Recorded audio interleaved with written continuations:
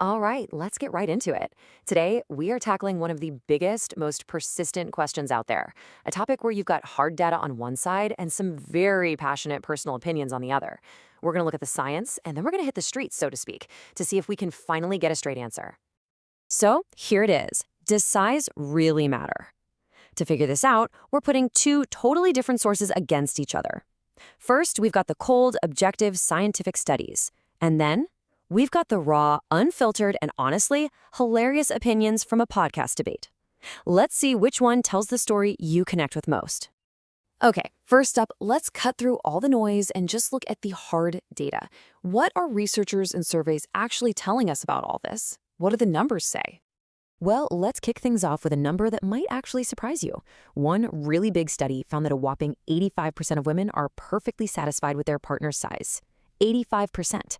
It kind of suggests that all the widespread anxiety around this topic might be, more of a cultural thing than an actual widespread problem.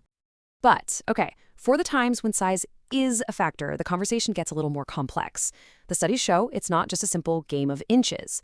A lot of women actually report that girth, the circumference, is way more important for pleasure than length because it provides more stimulation. So it's not just about how long, but how wide. So let's look at the actual numbers on the board. The average size is somewhere between 5.1 and 5.5 inches long. Now, here's the interesting part. In one study, women got to pick their ideal size for a long-term partner using 3D models. And what did they choose? Around 6.3 inches long and 4.8 in girth. So the gap between what's average and what's considered ideal is actually surprisingly small. And really, this all brings us to the most important takeaway from all the data. You have to remember, these are all just averages. The crucial point here is that satisfaction is super personal, it's highly individual. And, biologically speaking, the vagina is incredibly adaptable. It's designed to be. Okay, so that's the data. Now, let's leave the clean, sterile lab behind and jump right into the messy, real world of unfiltered conversation. For this, we're turning to an episode of the 555 podcast, where the opinions are, let's just say, a little more passionate than the data. Right off the bat, the host, Blaze, sets a completely different tone. See, for her, it's not about averages or what's good enough, it's about a specific preference.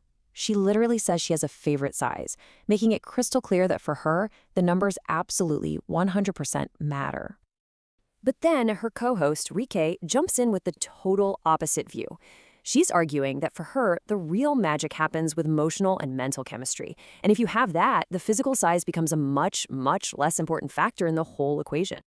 And just like that, co-host Nikki comes flying in and just completely shuts Reek's point down with this blunt, hilarious dose of what she sees as reality. She's basically saying, be for real. At a certain point, no matter how much chemistry in the world can make up for a physical situation that just doesn't work. And right there, that's the central conflict for the rest of this whole debate. And you know what? This disagreement isn't just between the hosts. Oh no. The second they open up the phone lines, you can hear that the listeners are just as divided. People basically fall into two very, very distinct camps on this. First up, we hear from a caller named Paula. She is enthusiastically repping the size doesn't matter side. For her, it's all about technique, or as she so poetically puts it, the motion in the ocean. That's what really counts. But Nikki? Oh, she is not having any of it. Her immediate reaction is to just call Paula a liar. It is this absolutely hilarious and brutal dismissal that just perfectly captures how skeptical one side of this debate is of the other. And then another caller, Shayla, chimes in to back Nikki up. Her stance is firm, it's unapologetic. If the size isn't right, the whole thing just isn't worth her time. She's representing that camp that believes physical compatibility is a total non-negotiable. Then a caller named Mallory brings in a totally different angle. She kind of suggests that, hey, if you're genuinely in love, something like penis size shouldn't even be the deciding factor. It's a much more romantic, maybe even idealistic point of view. But Nikki, ever the pragmatist, she just comes right back and argues that love can't always magically fix a physical mismatch. For some women, she says, even the most loving relationship might not be enough to overcome a fundamental lack of physical satisfaction. And to really drive her point home, Nikki uses this specific phrase, her bottom knocked out.